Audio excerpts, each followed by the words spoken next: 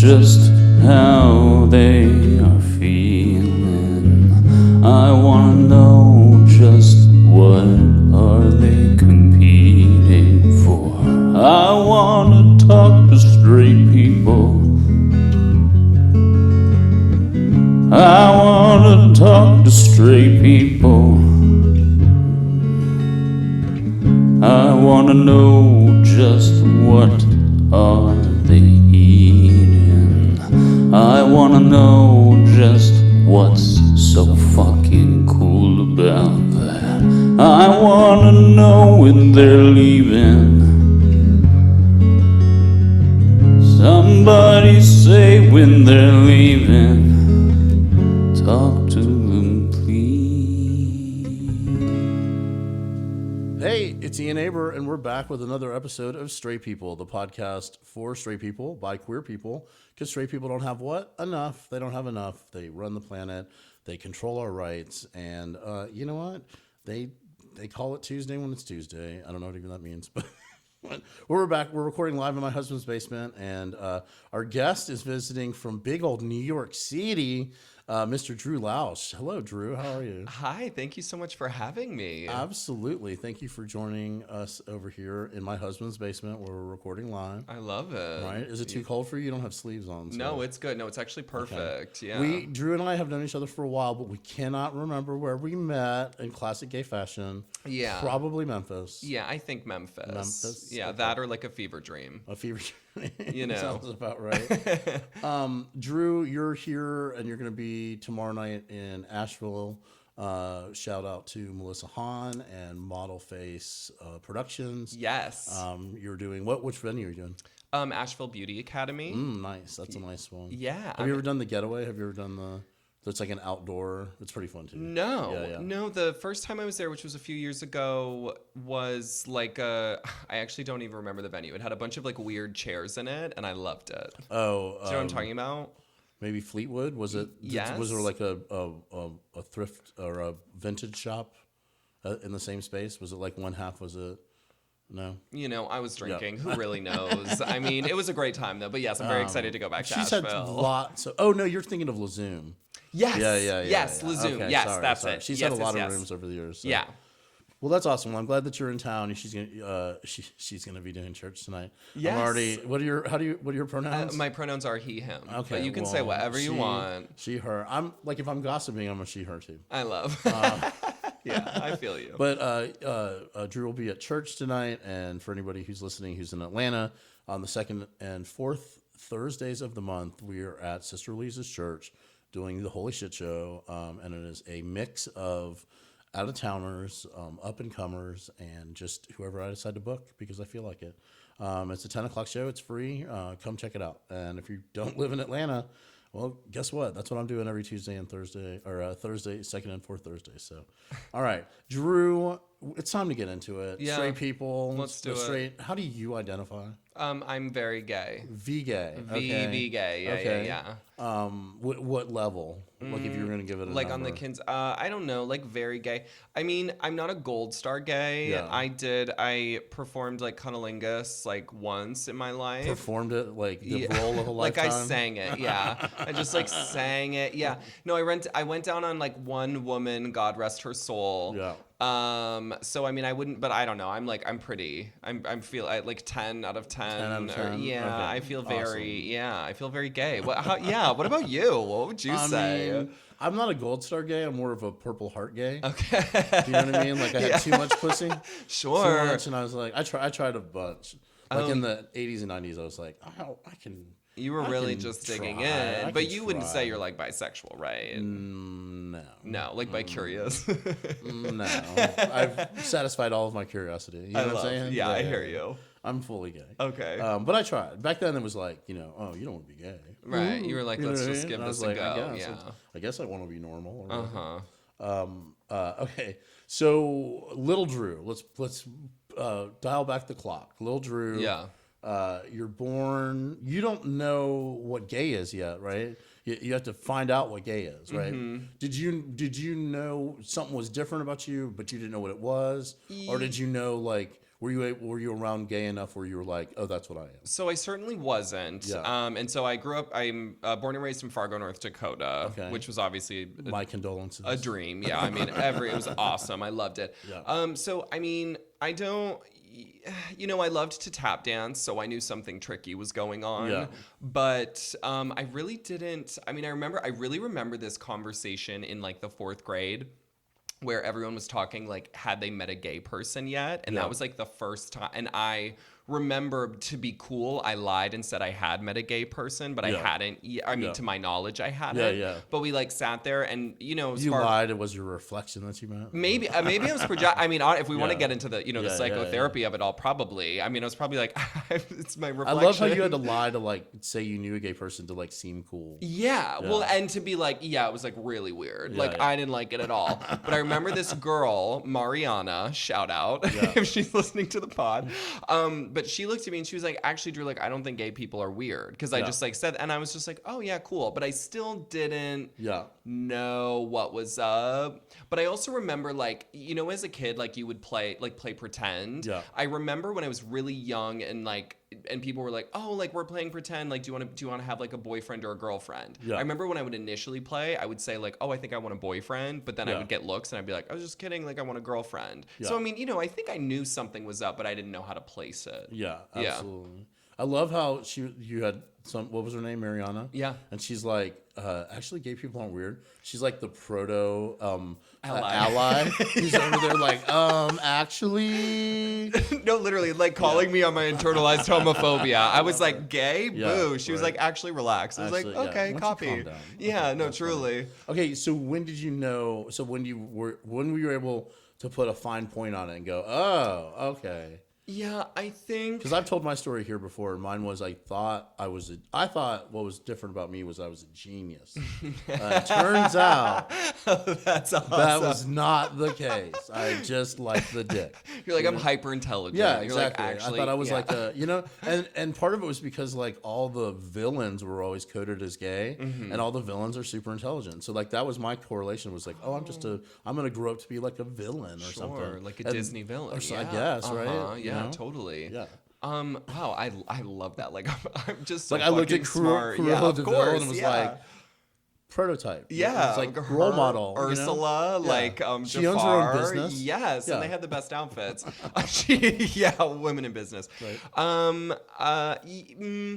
Well, I remember I didn't really know how to place it. I remember the first time, I had a secret boyfriend in high school, and that's when it really, I mean, he was like, I have feelings for you. Yeah. And it was kind of like, and I was we were chatting over Facebook Messenger, and I was like, I have feelings for you. So that was the first time when I really admitted it to myself. Yeah. And then we kissed in my car, on our way home from choir practice. And then I went home and jerked off to the Brokeback Mountain scene. And I was like, okay, well, you're definitely bi. You know what I mean? I was like, okay, but that's I feel like the moment, really, and that first masturbation sequence for me was also very, the kiss, and then into that, it was I had all of this pent up, sexual energy or whatever it was. Yeah. So I feel like that's the moment when I was like, okay, you're definitely gonna suck a few dicks in your time. So what scene in Brokeback Mountain, the scene where they're fucking in the tent? Yeah.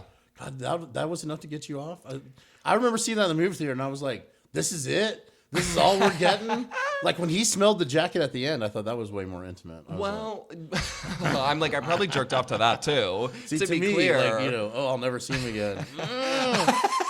You're the only thing that makes me come. Yeah, is closure. Is unrequited love. Exactly. No, totally. It was enough. Well, I just think I also had never, I was also really confused, jerking off in general. I had a ton of wet dreams, but I really didn't know, because straight porn kind of was but I was in my adolescence, so I was just kind of going for it. But that I remember I was like, oh, this is, I think it was a one punch hump. So did you have a full coming out, like a conversation at a restaurant kind of vibe? Or? With my family? Yeah. I mean, like many gays probably say, I feel like I trickled out. Yeah. I mean, when I had my boyfriend in high school, although it was secret, I let like a lot of my like best friends know. Yeah. And also people, Yeah. people knew what was up. So but then we broke up, and then I was kind of like, oh, I'm not. And then I was trying to like hook up with girls. It was like a whole thing. But then in college, I had a serious boyfriend for like 2 years.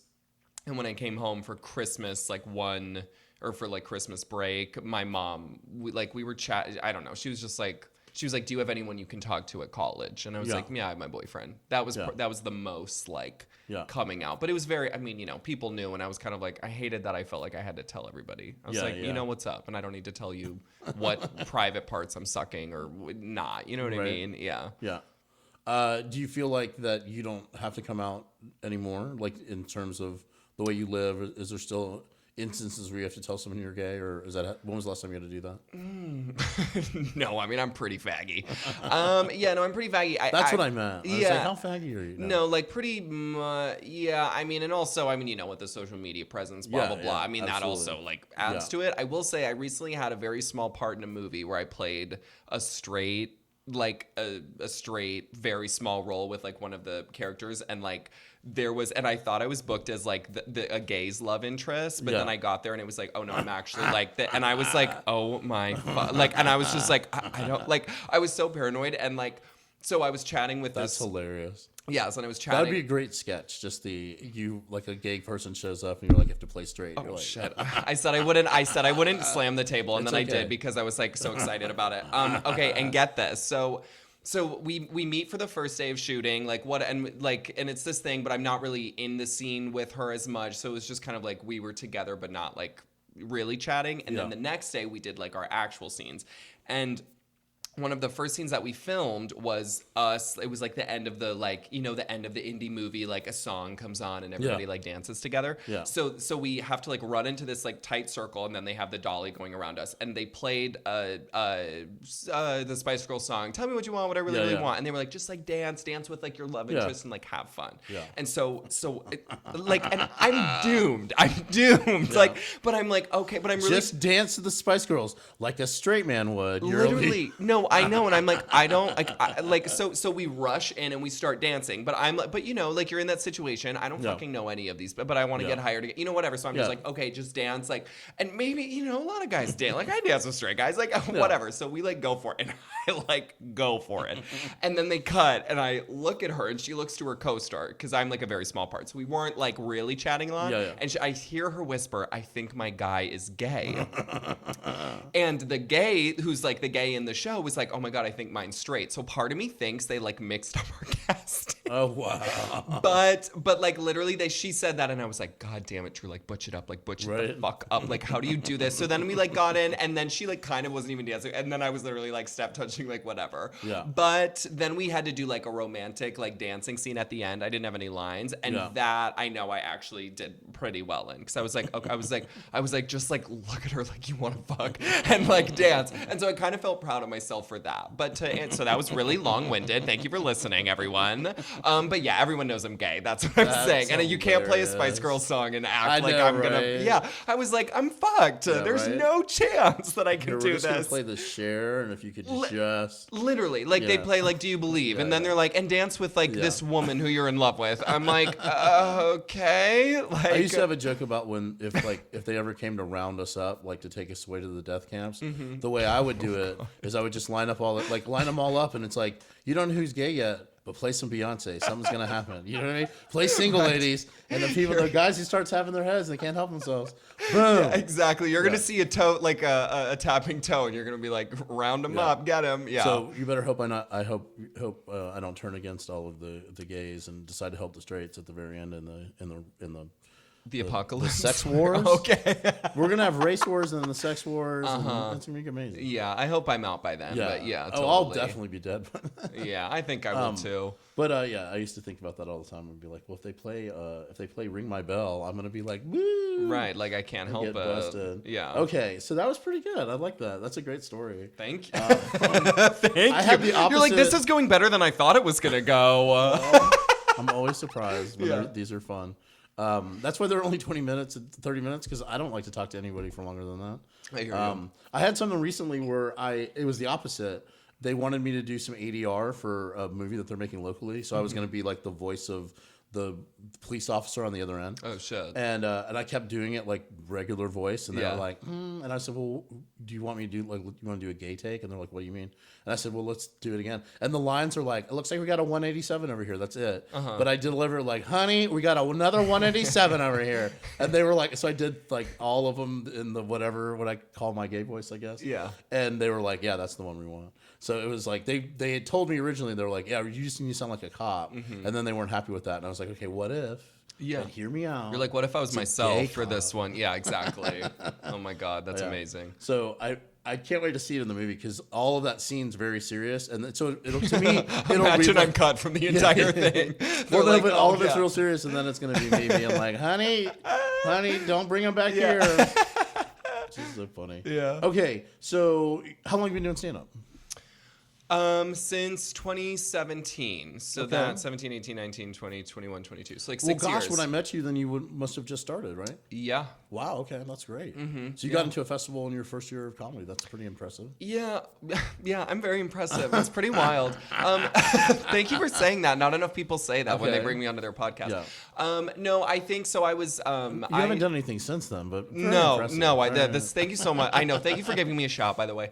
I grew up doing theater, musical theater, so I think by the time I started stand up, I feel like, and I mean, Those skill sets make it faster for you. Exactly. So it's like, to me, like when I watch new people, when somebody can just write a joke, they know how to write a joke, Yeah. whether they have any stage presence or not, I'm immediately excited, because that's to me the hardest part, is the writing of the jokes. Agreed. And then the next level of difficulty is, how do you perform those jokes Exactly. without looking like you're performing them? Yep. And that's where people who have an acting background, improv background, sketch background, when they come to the table, sometimes their jokes aren't there yet, but their performance is there. So it's like, oh, well, you sound like a comic.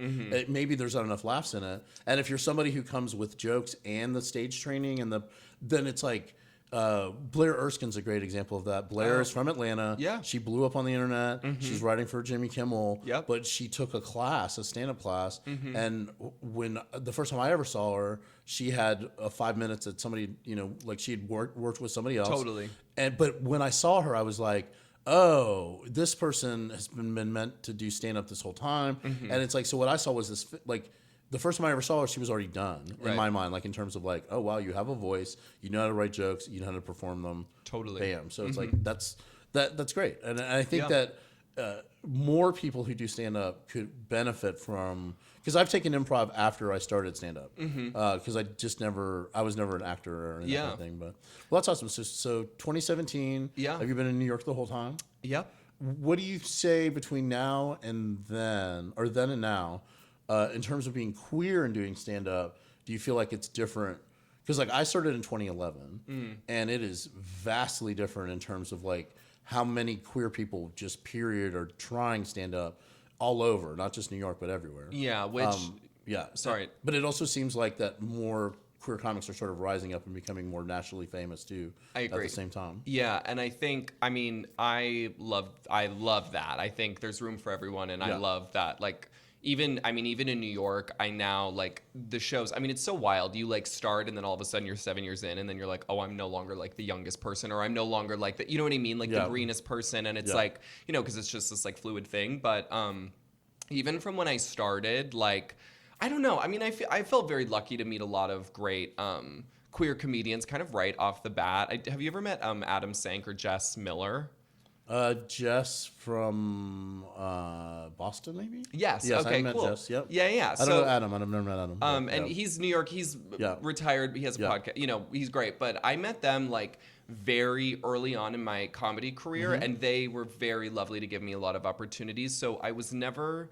Like, besides their bookings, I always felt like if I was booked anywhere, it was like I was the one gay person on the show. And that was kind of like I was there to do, like, I'm the gay person, I'm the gay bit. Yeah. And now, unless they were all queer shows, which I was also booked on a lot. But that was also a thing. It was like, oh, if you're a gay comic, then, like, Pride is going to be a very busy month. And then Like, in October. Exactly. National Coming Out Month. Whatever. Exactly. We'll get Yeah. to It was that. like that's when you're Yeah. going to be busiest. Yeah. But It's yeah, still now, true, unfortunately. but- it is. Yeah. It is. But I do see like I'm now like especially club shows in New York. I'm like I used to be shocked when there was another gay person on the Yeah. show, and now.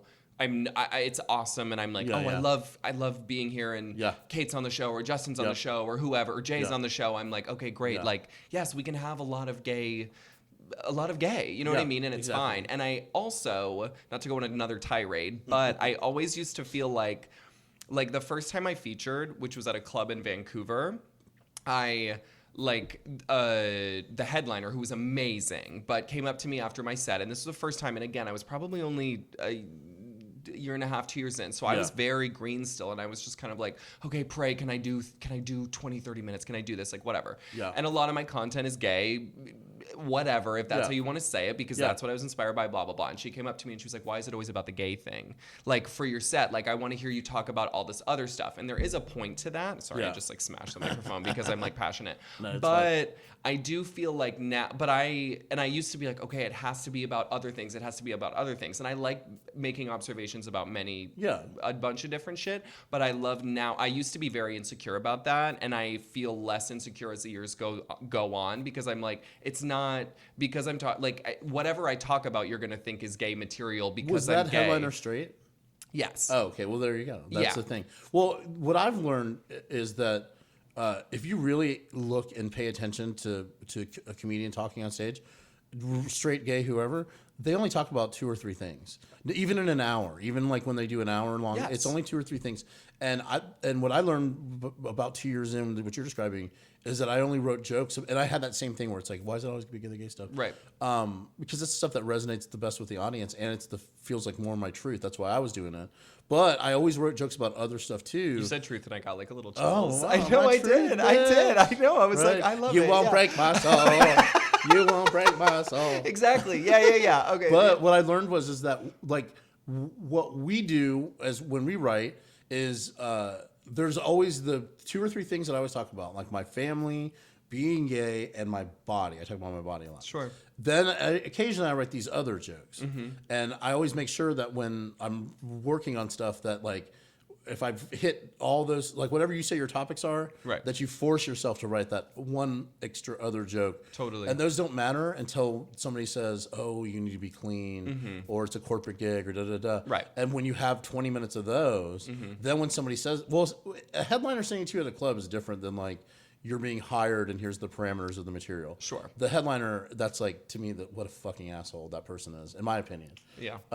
But it's important just as queer people to not, performers, to not leave the money on the table. So it's like, to me, it's like you're almost beholden a little bit to have some of that side material. Sure. So that when those opportunities do come up, you can go in. Right, and make the coin. Yeah, Yeah, and, of and course. make the money. Yeah. You know what I mean? And I feel like some queer comics I talk to, it's like, oh, I don't want to compromise my da-da-da. And I'm like, that's fine. But like, ultimately, part of being an artist is that it needs to be a sustainable, you have to Right. support yourself, right? Exactly, yeah. Yeah. That's interesting. I've had that same, and I've had it different too. I've had a lesbian comic who, of course, I won't name because it's not on her. Yeah. But her advice was, oh, you can pass as straight. So you should, the beginning of your set should be win them over and then reveal that you're straight, right? that's like, bullshit. yeah. That's bullshit. But I did that for a couple years. I tried. you did? Well, I didn't know. Yeah, and- the first set I ever did, I took a class, and the guy convinced me that I shouldn't do gay material, and I wrote a whole straight set about my wife. That is and how delicious her pussy was. I guess. I know. Right? funny. That is so funny. This is 2011. I was just too. gonna say it, but 2011. that's in 2011. Yeah. But also, and I had been out of the closet like as an adult male for like 20 years. Right. And I still was like, he's probably right. But is what I did was I wild. wrote my second set was all my gay stuff. And then when it was time to perform like the graduation class or whatever, I just Right. did my gay set and it was fine. Yeah. But the whole 6 weeks I was like, my wife Debbie. I know, but also the mind fuck of that. I mean, obviously was you're pretty great and fucked up. successful, and like Yeah, it's fine you now. move forward Yeah. from that. But it's so like I run into that guy on occasion though, and he tries to be nice to me, and I'm like, get the fuck away from yeah, me. fuck off. Well, I just think it's such bullshit because even if whatever, I talk about my hookups a lot, and I Yeah. talk about growing up gay in North Dakota a lot Yeah. because that's whatever, Yeah. who I am, what I want to talk Yeah. about for the most part. But it's like, so growing up gay in North Dakota, that's its one thing. But like me talking about my hookups, I'm like, a straight guy could talk about having sex for an hour and no one Yeah, would say absolutely. boo about Yeah. it, but I do, and I'm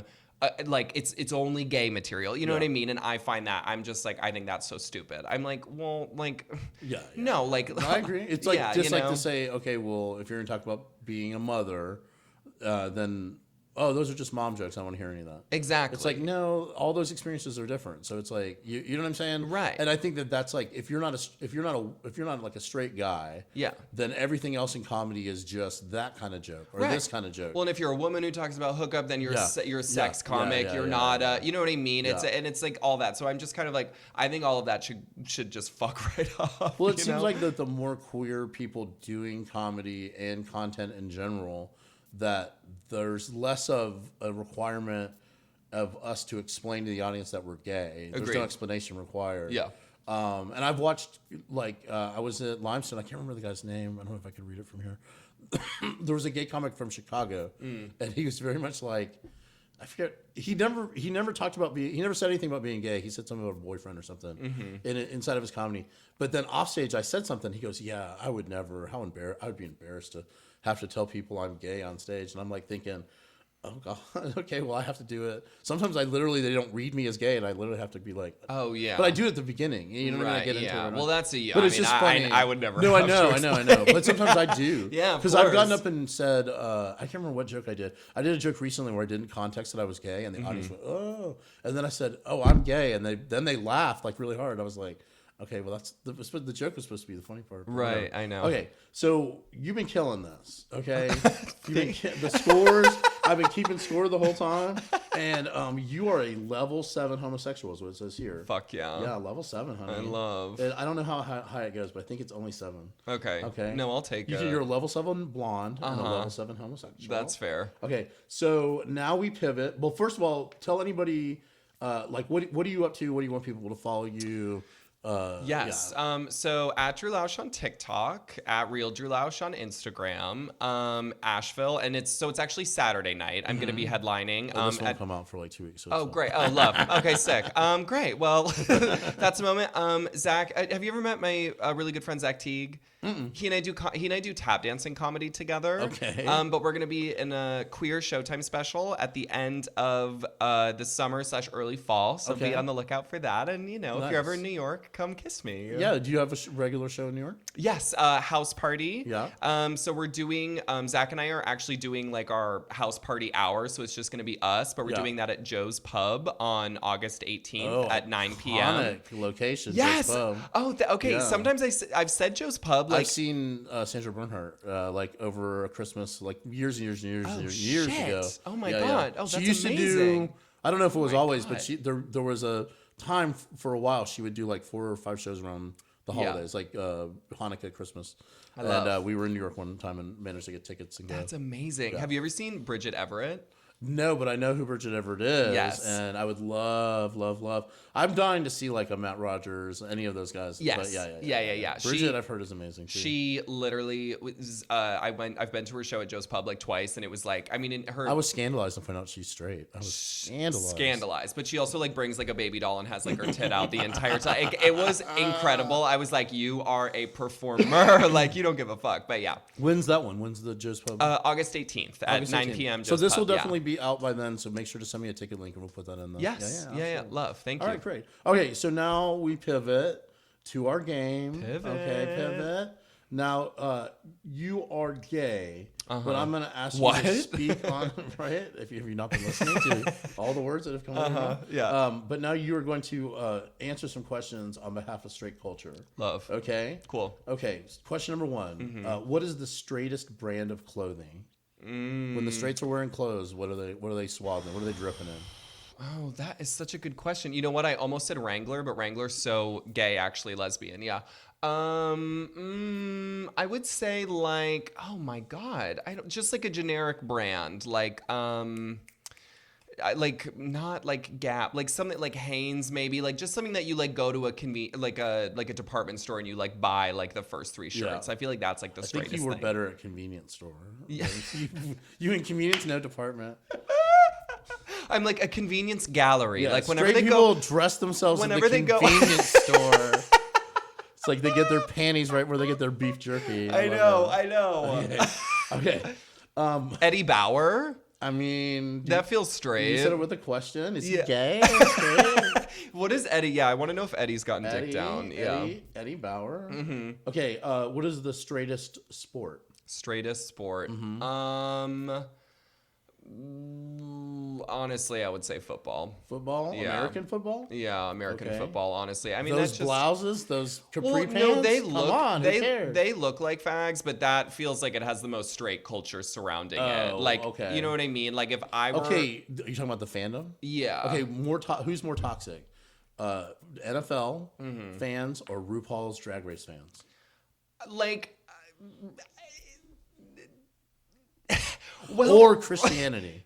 Christianity Okay, for okay. sure. Let me No, give you an Christianity for sure. Yeah, I mean, I You don't want honestly to would. speak ill of the RuPaul fans, do you? I You're, like, don't. No, terrified. I don't. I'm like, I would never. But also, I probably would say NFL regardless. I mean, because they get like, I mean, the queers when there's infighting, it is very terrifying. Yeah. But I love everyone. Okay. We'll see about that. Honey. Yeah. We're only on question 2, sweetie. Shit. Football, though, I used to have a joke. I don't do it anymore about how it's the gayest sport because the outfit. It's the same outfit that Blanche wears in every episode of The Golden Girls. That's awesome. Okay, also, now that I thought about it a little bit more, golf is very straight, too. Ooh. Yeah. I actually maybe want to Golf change is my all answer to golf. Golf is all about getting a ball in a hole in as few strokes as shit. possible. But that's like no, every no, sport. in few strokes as possible. True, which is very straight. Very straight. Very straight. Not a lot of pumps, less pumps. Okay. Plus, it's like they're all in polos. Okay, yeah. so least gay sport. Least gay sport. Yeah. The least gay sport. Oh no, I'm sorry. The least straight sport. The least. Okay, yeah. I was Okay. like, wait, isn't that the same thing? I was like, wait. The gayest sport. Yeah, what's I the don't know why I gayest had sport? it written that way. I think no. I know. I was like, wait. I feel like I just answered this. Riddle me this. What is yeah. the least straight sport? I honestly gayest. think Gayest. the gayest is soccer or wrestling. Okay, I like Yeah, that. No explanation required. No, none needed. Why do straight men love wearing cargo shorts so much? Because they're depressed. Okay. Is it care to elaborate? No, I don't, because I think well, I actually like how the younger generation, they're like, oh, actually this like a shorter short looks better on like a certain leg, like whatever. I mean, Yeah. I just don't think cargo shorts it's like commit to the capri. I mean, I just think they think that is like the straight uniform, so that's what they wear. Right. Okay. Yeah. Commit to the capri. Yeah. Okay. It's more of a culotte, really. But okay. Yeah. Why do straight men draw dicks on everything? Because they have a lot of they all have. Everybody's a little bit gay, Yeah. and I don't think they know how to express like things that make them uncomfortable. They then want to like project and do. So it's like them talking. It's so weird. It's like they love drawing dicks and they love being naked in locker rooms together. Yeah. You know what I mean? It's like Yeah. their time to be like, oh, I'm exploring my sexuality. I think they're exploring their sexuality Okay. Yeah. Why don't lesbians draw pussies on everything? because women are better than men. Okay. Fair enough. Mm-hmm. Why do straight men piss in Gatorade bottles so much?